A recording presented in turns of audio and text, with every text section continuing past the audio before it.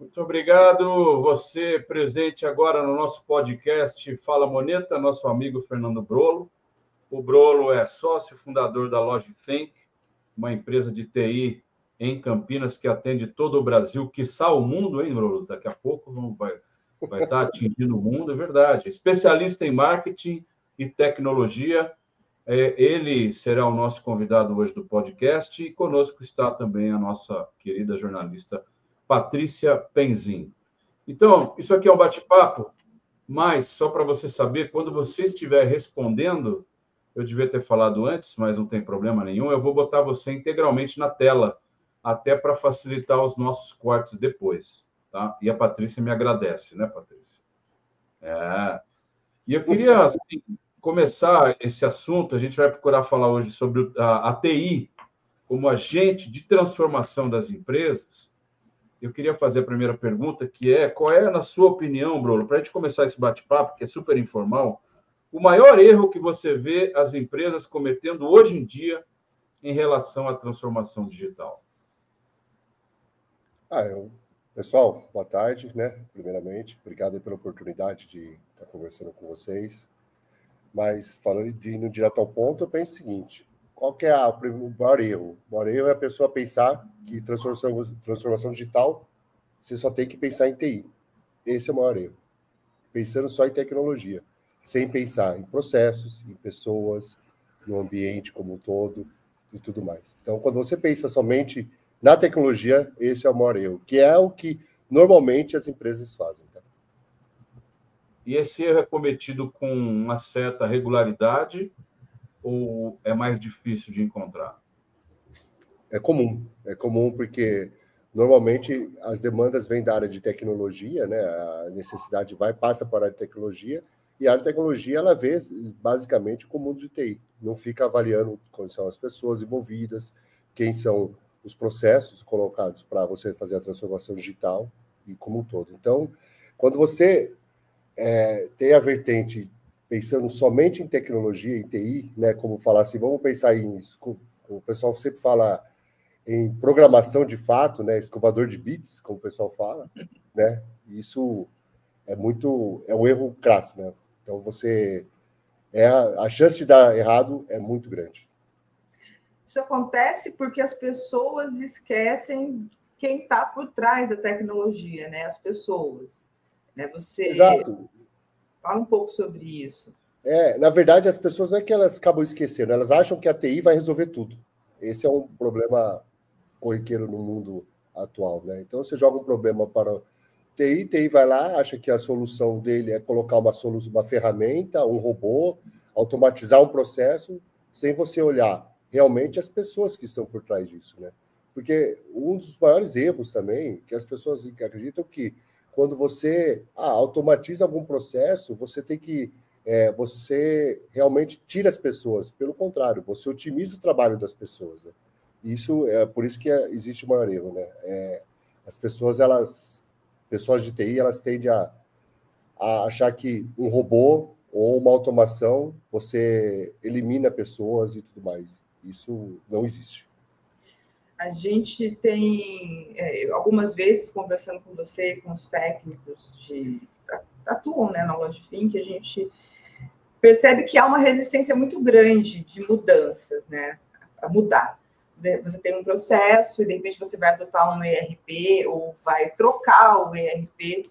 A maior barreira ainda é a cultura da empresa, as pessoas, a resistência que as pessoas têm à mudança? Isso no mundo no geral, nós somos resistentes à mudança, né? O ser humano né? O ser humano, ele gosta da zona de conforto, né? Então, tudo que você sai da sua zona de conforto, você provoca a sair um pouco da zona de conforto, as pessoas são resistentes. Então, qualquer mudança que você faça, mesmo que seja para melhor, as pessoas elas tendem a ter essa resistência muito grande, né? Eu acho que é comum do ser humano isso. Tá? E como que vocês fazem na loja para tornar esse processo mais suave, menos... mais suave mesmo? Menos, vamos falar assim, até mais fácil mesmo. Acho que essa é um facilitador grande, porque é uma resistência, né? Então, o que você tem que fazer? Normalmente, a gente envolve as pessoas nas decisões, né, no desenho das soluções, e mostra para ele realmente o ganho de performance, não só do trabalho dela, mas como da análise de todo o resultado, né? Porque se você não envolver as pessoas simplesmente elas não fazem. Lógico, e tem muitas pessoas que se adequam, entendem isso, e muitas pessoas também não se adequam. Eu lembro antigamente falava-se que colocar o sistema de ERP, você ia mandar metade das pessoas embora. Sempre falava sobre isso, né? Então, viram que não era isso que acontecia de fato, nunca, de fato, você tem uma otimização de processo, você tem uma melhor qualidade da informação, você tem uma melhor qualidade, tem mais dados para você realmente tomar uma decisão, né? Acelera a tomada de decisão, porque você tem isso. Só que essa é histórico, né? Isso como eu digo, isso é humano, né? O ser humano, ele é isso. E se você não fazer isso envolvendo as pessoas, fazer com as pessoas, porque não é, o pessoal sempre fala, né? Não é através delas, é com elas, né? Acho que essa é a palavra, né? Maior. Você falou que antigamente as pessoas achavam que o ERP ia acabar com o trabalho delas. Hoje é inteligência artificial. Como que o brasileiro já entendeu a importância da inteligência artificial? Ele já está enxergando essa tecnologia como uma aliada? Como que você enxerga isso? Não só, né, também em todos os processos, no mundo do trabalho, no mundo dos negócios. Primeiramente, existe o medo, né? Como eu estava falando, existe o medo, né? Vamos lá, um exemplo típico, né? Hoje você entra no qualquer ChatGPT, qualquer BART, qualquer inteligência artificial que você coloca no mercado, você busca alguma solução, ele vai te dar a resposta.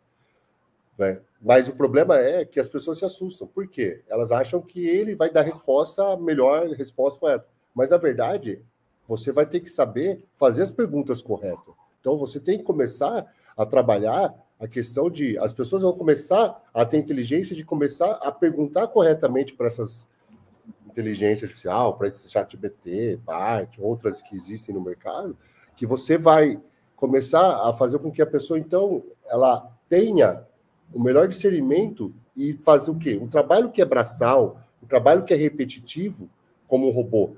Você, por exemplo, a gente tem alguns robôs dentro da loja que faz automações de entradas de nota, inteligência artificial que classifica a nota de acordo corretamente, conforme o tipo de tributação, o estado de origem, algumas automações que você consegue dar inteligência que faz automatizar. Só que se a pessoa não estiver lá dando inteligência para isso, ele não vai saber, ele é uma inteligência burra, né? Então, por mais que a inteligência artificial é tudo isso, mas ela necessita que alguém dê o start. Então, ela necessita que alguém faça as perguntas corretas. Mas, para quem não entende, ela começa a entender o seguinte, dá medo, né? Nossa, vai tirar meu emprego. Você pode ver, a Patrícia, jornalista, fala, tem jeito de jornalista menor, vai perder o emprego, porque você cria lá, pede para criar um texto, cria sozinho. Advogado, não é? Você pega a tese, vai lá e tem advogado. Faz tudo. Faz mesmo? Não, ele faz uma parte que é braçal, uma parte que talvez é burocrática. Então, ele otimiza seu tempo. Então, você, na verdade, começa até a render mais do que você rendia. Começa a trabalhar mais com inteligência. Entendeu? Essa é a verdade.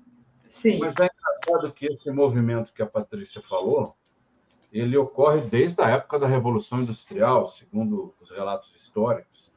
E quando as máquinas a vapor começaram, aí teve o temor, né, se alastrou por uma parte da população, imaginando que fosse perder emprego. E realmente, vários postos de emprego foram eliminados, mas as pessoas que saíram dos postos eliminados e que foram inteligentes acabaram estudando, vamos dizer assim, aprendendo tecnicamente as novas técnicas e foram recolocadas. Depois veio a internet, né? Isso lá pelos 1996, 97.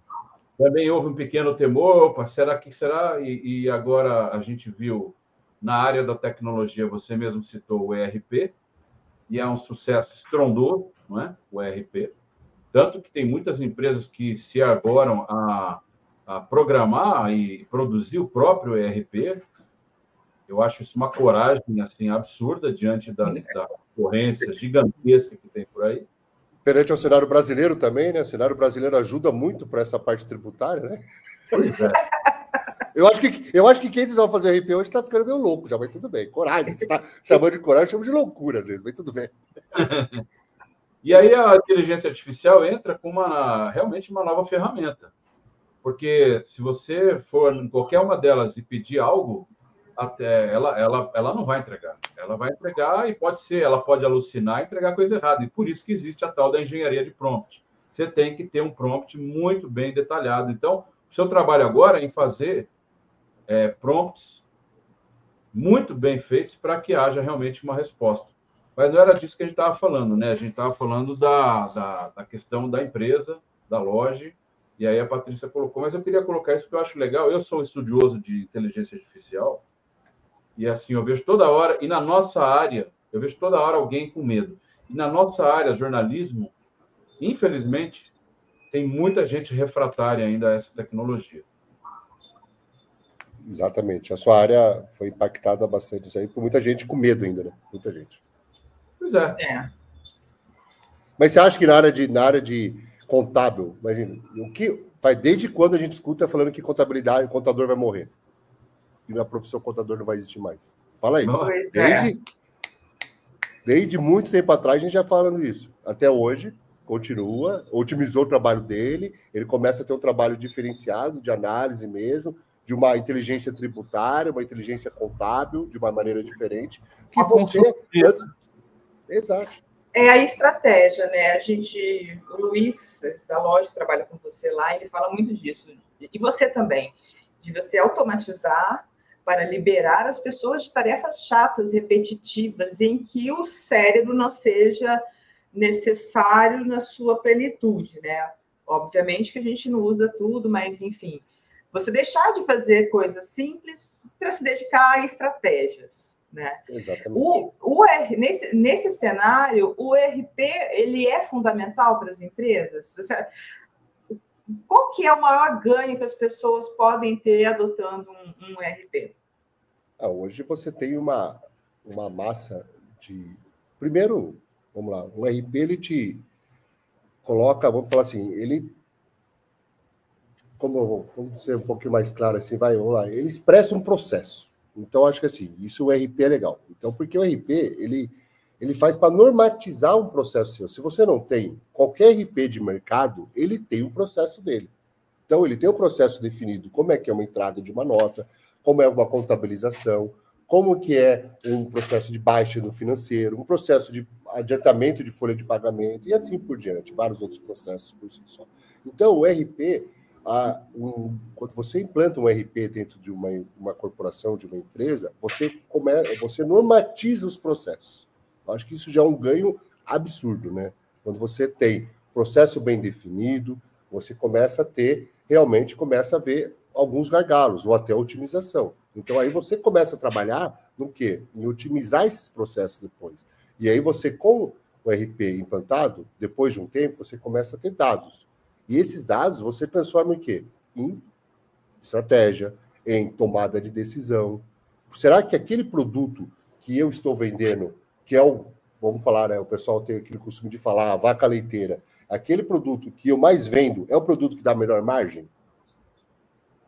Às vezes eu estou gastando muito tempo com esse tipo de produto e de vendas, e gastando, o número de vendas é alto, só que a margem dele não é que é negativa, a margem dele é quase zero. E eu tenho um outro produto que dá uma margem de 1000 vezes melhor e eu não trabalho. Por quê? Você fica refém do seu achismo. O RP ele serve para você não sair do achismo, para você realmente falar, opa, essa decisão eu consigo tomar.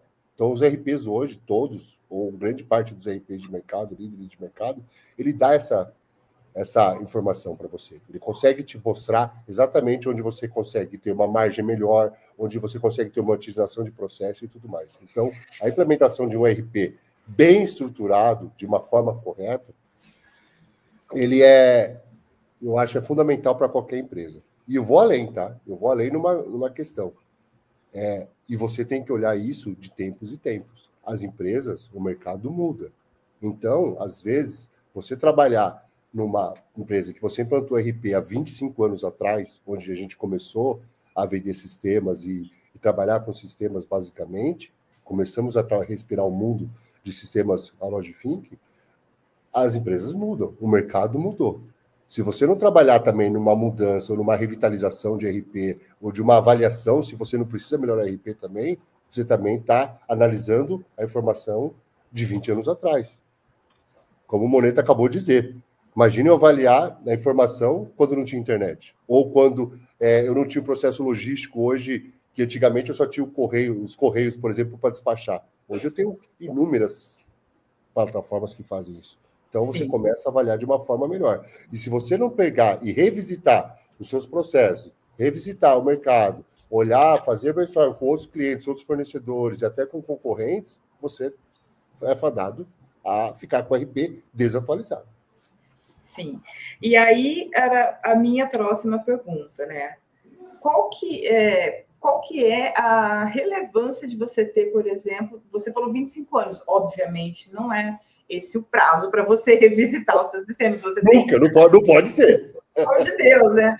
Você tem as atualizações, que são frequentes, você tem as customizações, que não basta você implementar um ERP, você tem que deixar esse programa aderente à sua empresa, à sua cultura. Cada empresa tem as suas especificidades, cada negócio, todo negócio é diferente, né?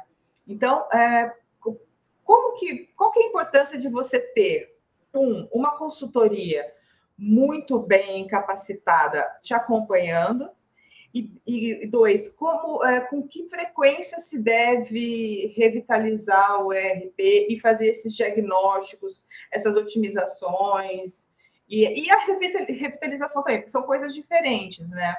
Atualizar, revitalizar e otimizar. Qual que é a importância de uma consultoria para poder isso rodar perfeito?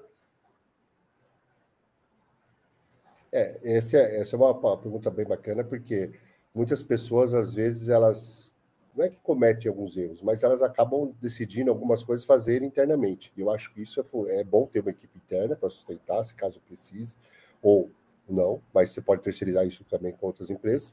Mas a consultoria é importante porque ela tem um papel que ela trabalha com outras empresas. Ela vem do mercado. Ela não fica exclusivamente ao que você entende que é o melhor do mercado. Então, o que entende que é melhor para você? Ela vem com novas experiências. A empresa tal usa desse jeito.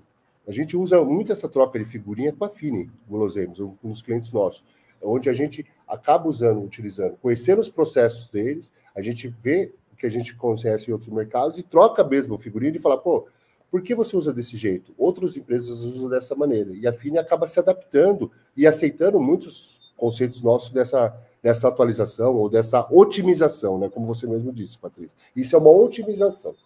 Existe uma outra coisa que é muito importante do mundo de RPs, que é o que você disse, é as atualizações. Isso você faz o quê? As atualizações de sistemas, ela mantém você em compliance com compliance. Quer dizer o quê? Você está... Como é que eu posso dizer a palavra para... Compliance já diz tudo, mas vamos lá. Mas assim, você está em conformidade com o governo, com a legislação, com os arquivos, com a tributação, com os sistemas bancários que você tem. Essa otimização do sistema bancário, que hoje antigamente se falava de DOC, TED. Quem se ouve falar disso? Vamos lá, tempo atrás, gente. Há 2 anos atrás, você fazia DOC para pagar alguém. Não sabia se fazia Pix, DOC ou TED. Então, agora não tem mais DOC e TED, não existe, nunca ouvi falar mais, pelo menos eu, pessoa física, a gente acaba falando, é só Pix.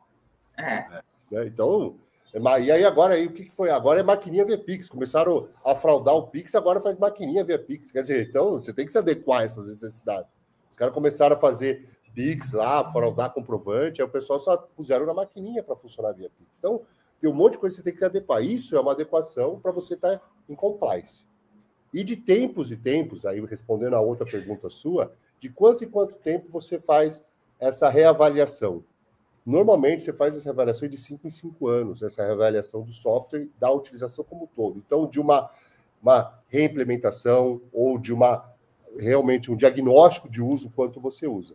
Tá? Mas se você trabalha no conceito de atualizar o sistema todo ano, deixar o sistema em compliance, e trabalhar na otimização, muito pouco você vai passar por uma readequação uma readequação maior, tá? Dificilmente você aumenta a vida útil do RP. Exatamente. Você pensa que você deixar ele estacionado e depois você só atualizar a cada 5 anos, você vai partir para novas implementações ou reimplementações muito grandes, que vai fazer um estrago muito grande, porque vai exigir muita gente, vai exigir comprometimento das pessoas, tem muita coisa readequada. Se você faz de tempos e tempos menores, de ano em ano, uma adequação tecnológica e uma otimização de processos, como a gente trabalha muito forte nisso, você acaba minimizando ou até anulando a questão de reimplementação. Certo. Bruno, deixa eu perguntar um negócio, falando em RP, que a gente está nesse tema. Como é que o RP, ou melhor, dá um exemplo aí, se você puder citar o nome, não sei, né? De algum cliente da LogiThink, que é uma história de sucesso, tá? Ao implantar um ERP. Como é que o ERP ajudou a transformar os negócios dessa empresa? Você pode falar algum cliente aí? A gente tem alguns clientes, né? Na verdade, nós temos mais de 300 clientes hoje na carteira, tá? E alguns clientes eu posso abrir abertamente que a gente tem um contrato lá com eles. Então, a Fini é um desses exemplos, tá? A Fini, a gente está na Fini já há uns 4 anos lá na empresa e a gente acabou não só como revitalizando, como otimizando muita coisa e adequando muita coisa também. Por exemplo, a questão de toda a parte do SOD, né? Toda a questão disso aí a gente acabou fazendo para o RP, que é toda aquela questão de menu de acesso à informação, que a lei trata, o sistema tem que ser adequado a isso. E a gente fez um projeto muito grande com isso, porque, novamente, né? A empresa vai crescendo, você vai criando usuário, vai dando poder de acesso. Eu também quero ter acesso. Só que depois que chega a SOD, que é uma normatização disso, você acaba tendo que adequar as coisas. Então, na Fini é um caso de sucesso tanto de otimização quanto de atualização tecnológica que a gente faz de tempos em tempos, cada ano ou ano e meio, no máximo, que é o prazo que o próprio fabricante do produto acaba atendendo isso também, tá? E a questão da parte de novas tecnologias, os novos controles, no caso da SOD também. Eu ia perguntar para você qual que é a diferença da consultoria ou da LogiThink em relação às demais consultorias? Né? Qual que é o grande diferencial ou os grandes diferenciais da Logi? Eu vejo um dos grandes diferenciais nossos, eu vejo a questão de atendimento. Tá? Eu acho que a parceria de atendimento, a gente preza muito por isso, que eu sempre tenho como lema meu que eu falo que se você está vendendo e não está fazendo amigos, tem coisa errada. Porque a gente preza exatamente por um cliente a longo prazo, não é vendi um projeto e o ano que vem eu não estou mais com você. Não. São clientes nossos que estão com a gente há muito tempo, como a SEB, a Bezans. São clientes que que mesmo a gente sabendo do dia a dia, que é estressante, e não é porque o mundo da tecnologia é esse mesmo, eles estão com a gente exatamente por essa parceria. Então, eu vejo qualidade de atendimento, nível de parceria. Nossos analistas, eles são diferenciados, eu vejo como analistas que entendem muito de processo. Então, acho que isso é uma coisa que ajuda muito, porque senão você fica muito refém do que a ferramenta te trata, né? A solução te oferece. Não analisa o processo como um todo. Então, você acaba meio que entrando num quadrado que às vezes não vai te atender. Então, conhecer o processo, conhecer o negócio, eu acho isso fundamental para qualquer coisa. Então, eu acho que isso é um diferencial muito grande. Rapidez de atendimento, velocidade, agilidade, eu acho isso também muito, no mundo de hoje, a gente sabe que isso conta muito também. Eu acho que as pessoas, elas têm as suas necessidades, às vezes, emergenciais, e a gente tem um departamento muito forte disso, que apaga incêndio, atende 24/7, quando o cliente precisar, com um nível de atendimento de 95%, 97% tranquilamente, 24/7, e não é plantão. Então, assim, pessoas que estão dedicadas mesmo. Isso eu acho que é um diferencial grande, porque a gente consegue dessa celeridade, essa velocidade que o cliente necessita, tá? Com qualidade. E é uma segurança, né? Quem opera 24/7 precisa saber que pode contar com vocês, com a Service Desk a qualquer momento, né? Exatamente. Isso não é muito comum, né, no mundo de consultoria. Não é. Na verdade, existe assim, né? No nosso mundo de consultoria, a gente concorre com empresas e com pessoas jurídicas solo, né? Voo solo também. Então, a gente acaba tendo isso. O que muito tem é o celular do dono da empresa, que atende, que toca. Isso é muito comum nesse mundo de consultoria, no mundo de RP, né? Que a gente trabalha.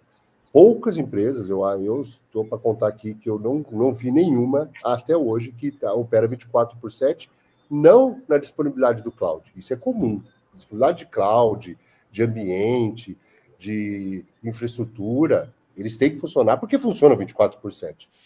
Nós temos, na verdade, o suporte funcional 24/7. Quando a pessoa precisa de uma dúvida funcional de como baixar um título, como entrar com uma nota de faturamento, ou faturar uma nota, ou entrar com uma nota de entrada, ou fazer uma baixa, uma contabilização, nós temos isso 24/7. Bacana.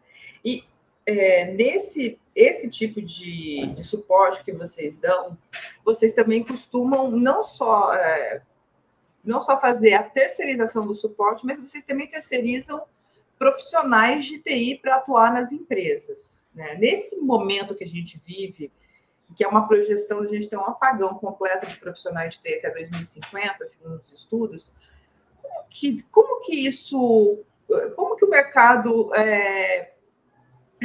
Fala um pouco sobre como a necessidade do mercado hoje de encontrar profissionais, a dificuldade de encontrar profissionais, assim, e não é mais só uma questão de ter um profissional que tenha um bom domínio de técnica. As empresas, elas querem pessoas que tenham uma aderência à cultura organizacional, né? Como é que vocês conseguem fazer isso? Bacana. Isso é um ponto bem interessante, porque exatamente existe um apagão do mundo profissional e tecnologia mais ainda que não existe, né? Não tem. Se demandar tudo que precisa, não tem gente para isso no Brasil e no mundo, né? Então a gente sabe que isso então cada vez mais difícil você encontrar profissionais qualificados, profissionais comprometidos e profissionais que consigam atender a urgência ou a emergência que você precisa também. O que a gente trabalha? A gente, além desse suporte, que a gente tem pessoas aí dedicadas, que atendem, fazem atendimento, nós também trabalhamos com o perfil de alocação de pessoas. A gente consegue buscar profissionais do mercado de acordo com o perfil desejado e a gente capacita isso dentro de uma metodologia, coloca isso dentro de um entendimento vamos falar, da cultura da empresa, para você ter alguém dedicado, ou para você não precisar estar buscando fazer um processo seletivo, você está buscando profissionais no mercado e testar essas pessoas. Então a gente consegue colocar isso muito rapidamente, aí a gente está com sempre vagas em aberto, e pessoas aí que a gente consegue colocar, profissionais dedicados com o perfil que você precisa no momento que você precisa. Eu preciso para cobrir as férias de alguém, por exemplo, uma licença maternidade, uma licença paternidade, uma ausência por motivos de força maior, a pessoa ficou ausente durante um tempo. Então, a gente consegue todos os níveis na área de tecnologia e todas as especialidades também, não só pensando em RP, mas em infraestrutura, em banco de dados, em qualquer outro, em parte de segurança. Então, qualquer outro nível a gente consegue colocar. Inclusive outros RPs de mercado que a gente atua. A gente hoje atua basicamente, mais fortemente no mundo TOTS, mas nós temos alocações no mundo SAP também, e vários outros clientes também. Bruno, eu sou uma empresa e quero contratar a Logi para instalar um ERP na minha empresa, mas eu nunca tive ERP, é a primeira vez. Como é que a Logi garante que a implementação desse ERP vai ser um sucesso e não um pesadelo? Você já deu várias dicas e já deu várias informações a respeito. Talvez seria o caso de juntar todas agora como é que você tranquiliza um cliente que nunca teve ERP, que você vai instalar lá para ele e vai dar certo, não vai ser um transtorno?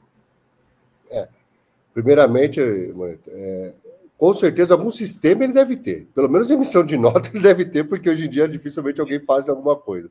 Mas vamos imaginar que ele não tenha nada, ou que ele também, ou até tenha passado por alguma experiência ruim, né? Pode acontecer também, né? A gente sabe que, infelizmente, é meio comum, né? Como que a gente tranquiliza? Na verdade, a gente tem um trabalho de pré-vendas hoje, onde a gente faz toda a arquitetura e análise de aderência do RP. E a gente vê qual é realmente, falar o português aqui um pouco mais, saber se o sapato está correto, se está apertado ou não para o cliente. É olhar exatamente e ver se está apertado o calçado para a pessoa. Então, você está vendo se o RP que eu estou mandando, definindo ou estou recomendando para ele, faz realmente aderência com o que ele quer chegar, com o que ele está hoje e onde ele quer chegar. Porque não adianta também eu pegar um RP que atende hoje, daqui 5 anos ele trocar o RP. É muito custoso trocar o RP. Ninguém não se troca RP de 5 em 5 anos. Isso é utopia, é loucura fazer isso. Lógico, tem empresas que fazem? Tem, mas não é normal, não é comum e é muito custoso toda essa tecnologia. Então, o que a gente faz? Toda essa análise de aderência, faz o período de demonstração, dá para fazer algumas POCs para o cliente, para ele ver alguns pontos críticos que a gente pode trabalhar para, eu tenho um ponto crítico que é o faturamento, eu tenho um ponto crítico aqui que é o custeio de um produto, por exemplo. A gente consegue trabalhar nesse conceito de uma POC para que ele possa já avaliar, sem ter gastado nada com a gente, sem ter feito o investimento, somente o investimento do tempo dele, de falar, faz sentido eu vi meu processo dentro do sistema. Então, tem um contrato assinado, onde vai ter todas as cláusulas de segurança para ele, que ele possa garantir que essa implementação ocorra de uma forma mais tranquila.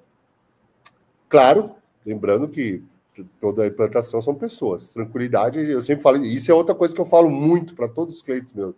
Falo assim, a única certeza é que vai ter alguns problemas. A diferença é como a gente trata os problemas entre as empresas, entre as pessoas, porque um dia a pessoa acordou de mau humor, o meu analista acordou de mau humor, meu consultor, e assim por diante, são pessoas. Eu gosto de falar bem isso, Moneta, porque eu vejo pessoas falando que existe o céu de brigadeiro. Isso não existe para o mundo da tecnologia. A gente sabe que não existe. Então, não existe. Então, é importante falar isso, porque problema vai ter. A diferença é como você trata os problemas, né? A postura que você tem quando acontecem as coisas. Essa é a verdade. Isso me leva para a próxima pergunta, né? Falando em céu de brigadeiro e o problema vai existir, todas as grandes empresas de pesquisa apontam que a nuvem não é mais a tecnologia do futuro, já é do presente. Quem não investe, quem não coloca a sua operação na nuvem, está para trás. Mas ainda há uma resistência em mudar, né?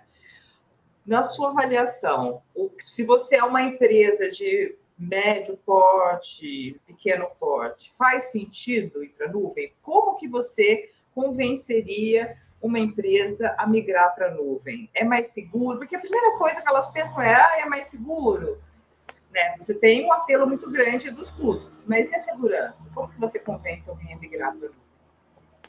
Primeiro, assim, eu acho que te convencer eu acho um absurdo não ir. Primeira coisa, começa por aí.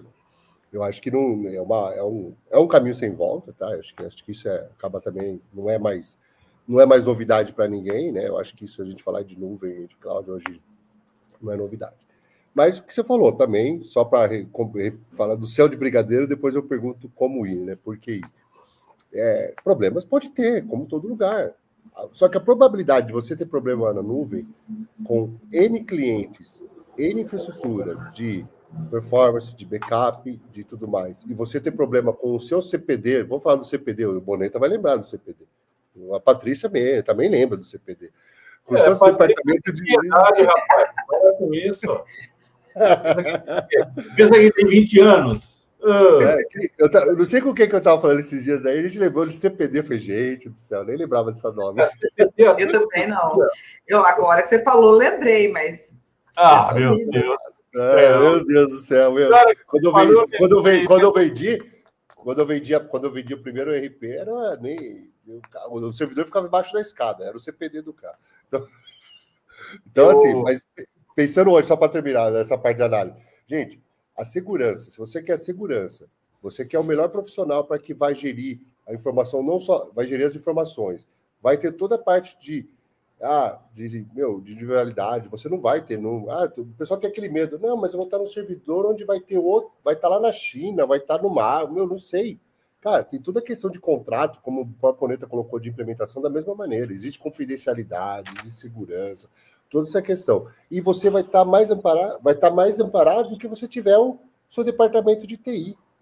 Deixa o seu departamento de TI, que fala da área de tecnologia, que hoje fala, né? Deixa a área de tecnologia cuidando de processos, de otimização, de IA, de robotização, de melhoria disso aí. Não de hardware por si só, onde tem que ter um cara de banco de dados e uma pessoa de banco de dados, uma pessoa de segurança, uma pessoa da parte de infraestrutura, do nível 1 lá e tudo mais, uma pessoa que entende de conexões, de VPN. Então, você começa a olhar, veja, tirando aquele que a Patrícia mesmo disse, tirando o custo de lado, que se você quiser ter um profissional para cada um dentro da casa, fica muito mais caro do que você terceirizar isso dentro de uma cloud, jogar isso para uma cloud.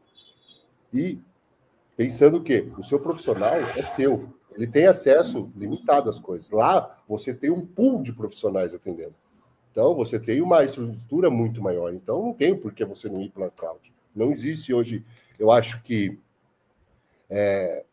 poucas empresas médias que você falou, é um movimento que já é natural e estão indo, tá? Na verdade, o que está acontecendo é que quem não foi é porque ainda está com licenciamento a vencer, com servidores comprados recentemente. Então, na renovação do parque tecnológico, que você vai ter que renovar de tempos em tempos, muito difícil eles não migrarem para a cloud. Muito difícil. Só se for uma decisão do dono da empresa ou uma decisão muito forte, falar, não, eu tenho como ser interno. Isso acontece, tá, gente? Não vou falar que não tem, vão continuar ter cloud, os data centers, vão continuar a ter departamento, áreas de TI, tecnologia interna, tá, gente? Isso aí vai sempre existir no mundo, vai coexistir os dois lados. A tendência é que a área cloud, que era uma das poucas coisas de você ter, e eu vou lembrar mais algumas coisas, tem a Mandic, né? Nossa, muito tempo atrás também. Então, quando você tinha Mandic lá e tudo mais, então, era pouca a participação de mercado. Hoje a participação do cloud é absurdamente maior do que de qualquer coisa. Rapaz, o que é Mandic? Eu não sei. O Alexander Mandic foi um dos fundadores, das pessoas que iniciaram esse movimento. Eu vou da época da história da BBS antes, lá atrás. A cloud, na verdade, no começo, né, quando começou esse movimento, o pessoal morria de medo, né, por conta de segurança e etc. Mas aí eu acho que as empresas, e a gente tem empresas hoje bastante sérias, né? Tem a Amazon, tem a Microsoft, tem várias clouds boas, né, o Brolo? Sim. As mais conhecidas no mundo aí, que a gente fala, são as 5 grandes aí que o pessoal fala, né? A AWS, a Amazon, a Oracle, né, que é o CI, a Azure, que é a Microsoft, tá? A Huawei e a Google. São as maiores aí do mercado mundial aí que falam disso aí. Mas tem N's, né? Tem N's empresas, mas e tem muitos provedores de cloud que hospedam dentro desses grandes dessas né, grandes nuvens, né, que eles falam, né? Que é essas aí que eu comentei com você, que são as grandes, como a gente fala, né? As enormes, né? Me fala como que a loja atua na nuvem, né? Como que é a solução que a loja oferece? Boa. Hoje colocando um pouco do nosso portfólio, tá, da parte de cloud, a gente trabalha hoje com uma tripla camada de proteção. A gente trabalha hoje com backups, além do backup da nuvem contratada, que aí a gente trabalha com qualquer um desses aí que a gente está falando, e outros parceiros locais também, tá, que trabalham dentro dessa solução, mas a gente trabalha com tripla camada. Então, além dessa camada de backup, de proteção, que toda essa própria cloud contratada já tem, a gente trabalha em mais outras 2 redundâncias dentro desses outros também. Então, vamos supor, se ele adquire hoje uma plataforma que está dentro do CI, da Oracle e tudo mais, a gente acaba trabalhando com backups, tanto ou na Google e na Microsoft, ou na Amazon e na Microsoft, e assim por diante. Se ele contrata uma nuvem da Microsoft, por exemplo, a Azure, a gente trabalha com backups dentro do Google, dentro de uma Oracle também, de uma Huawei também. Então, a gente acaba trabalhando isso dentro de uma tripla camada para garantir exatamente que ele tenha o retorno mais rápido possível dentro de um contrato padrão, tá, gente? Falando padrão. Tecnologia por si, de contratos de portfólio, você tem disaster recovery, você tem outras tecnologias que você consegue ter essa redundância já por contrato. Mas eu estou falando por padrão, contrato padrão nosso, a gente já tem essa tripla camada. Tripla camada quer dizer o quê? Porque se o sujeito... Explica para um leigo entender, eu, no caso. Se por um acaso ele parar, ele tem backup, vamos supor assim, ele está lá dentro da Oracle, por exemplo, e o servidor teve uma invasão lá, onde ele teve todos os dados criptografados dele e foram bloqueados. Inclusive, onde, por exemplo, foi destinado o backup do lugar. Se isso acontecer, a gente tem o nosso backup fora de lá, que é rodado aí diariamente, dentro de um período acordado com o cliente, onde a gente coloca isso dentro de uma outra nuvem, por exemplo, você está dentro de uma Oracle, então eu vou colocar o seu backup dentro de uma Microsoft e dentro de uma Google também. Então você teria mais esses outros dois, caso seja uma necessidade de... O que eles fazem hoje em dia? Eles capturam seus dados, eles criptografam e você não tem acesso. Os dados estão lá, mas você não tem acesso. Existe um roubo disso, né? Que é um mercado, né? É um mercado que eles fazem isso para pedir criptomoeda para você depois eles liberam para você. Então, eles conseguem fazer isso. Lógico que a própria solução de cloud, ela já tem um backup. Ela já tem um backup fora da operação dela. Então, ela já tem essa segurança. Mas, hoje, a inteligência, cada vez mais, esse mercado está ficando mais, vamos falar, inteligente para o lado errado da história, né? O lado do crime. Então, a gente acaba se policiando ou se precavendo um pouco mais, dando um passo além do que o mercado faz por padrão. Tá? O mercado faz por padrão backup fora da operação, porque caso for criptografado, faz isso. Mas se o cara achar também o caminho, ele pode criptografar. Então, a gente faz um backup diário, aí não é real time, mas diariamente, dentro de outras duas nuvens, tá? Interessante. Para encerrar, Bruno, eu queria fazer a seguinte pergunta. Não que você nos diga aqui com exatidão, mas, já que você trabalha na área e tem essa expertise também em tecnologia e é um cara que conhece marketing bastante, qual é a sua visão de mercado para a TI para 2025? Você acha que vai mudar muito? Já está iniciando uma nova era em alguma coisa? Que tecnologias emergentes podem aparecer? O que vocês estão vendo aí na área? Eu acho que vai acelerar muita coisa, né? Eu acho que cada vez mais, eu falo que o mundo é o mundo VUCA, né? Tá extreme VUCA, né? Então, tudo que você conhece, ele... Antigamente, o celular demorava quanto tempo? O telefone fixo demorou quanto tempo para virar celular? Anos, né?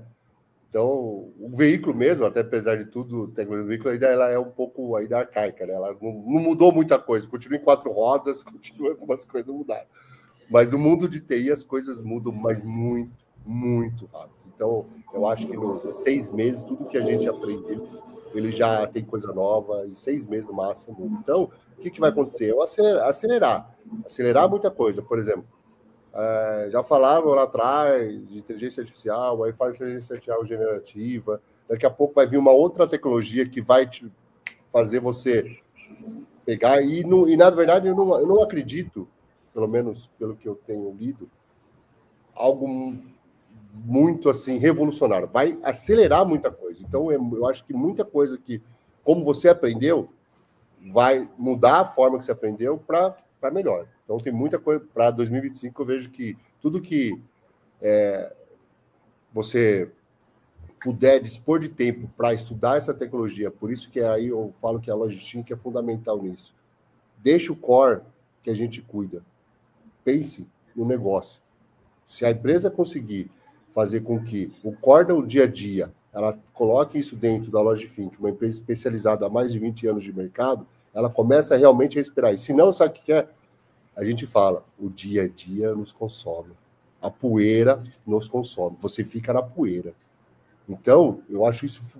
Por isso que se eu fosse uma pessoa que comprasse de uma empresa, tivesse uma área de TI atrás de mim, eu terceirizava o core para uma empresa especialista nisso e eu pensava no negócio. O que eu ia trazer para as áreas de marketing, área financeira, área produtiva, que melhor que o mercado tem. O que o mercado está vendo? O que o mercado está dizendo? Qual é a linha que o mercado tem? O que eu trago de tecnologia para ele? É isso que é a área de tecnologia. Não é mais CPD e nem TI.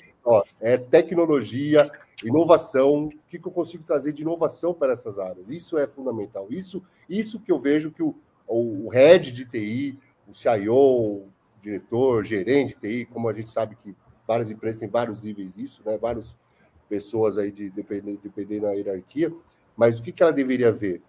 Inovação e tecnologia. É isso que ela teria que trazer. Mas não para de TI, para o negócio. Eu acho que é isso. É isso. Então tá, queria agradecer então a sua presença aqui no Fala Moneta. Agradecer que eu sei que você não tem tempo, né? Inclusive, estava ocupadaço antes de começar o nosso podcast, mas espero vê-lo aqui novamente numa oportunidade boa, alguma novidade que apareça na Loja Think, algum anúncio. A gente faz um podcast que seja de 30 minutos só para a gente anunciar. Esse espaço está aberto para você e para todos os profissionais da loja, aliás, viu? Podia pensar em fazer um podcast com um especialista lá da loja de segurança para a gente falar de segurança de dados, que eu acho que é um assunto que o pessoal gosta muito, viu? Marco com ele já, Delvanir, né? Sim. Ele é ótimo. Ele é a galera adora. Então, assim, é legal também. A gente tem que explorar as várias faces da loja que tem para que a gente traga aqui e explicite no nosso Fala Moneta. Muito obrigado, Bruno. Legal. Quero agradecer o convite, tá? Desculpa aí pelo horário mesmo. Realmente, como o Moneta falou, o bicho que demora para marcar a reunião, né, Patrícia? O bicho que remarca a reunião, eu penso às vezes que você tem algum problema de múltiplas personalidades. Porque às vezes, um dia, ele marca uma reunião para mim às 10. Aí eu fecho, não notificou. Aí eu vou olhar, a reunião mudou para 1. Aí dali meia hora ela mudou para as 3. Aí... A minha esposa deve achar que eu devo ter multipersonalidade também. Vou perguntar para a dona Valéria aqui, a dona da pensão.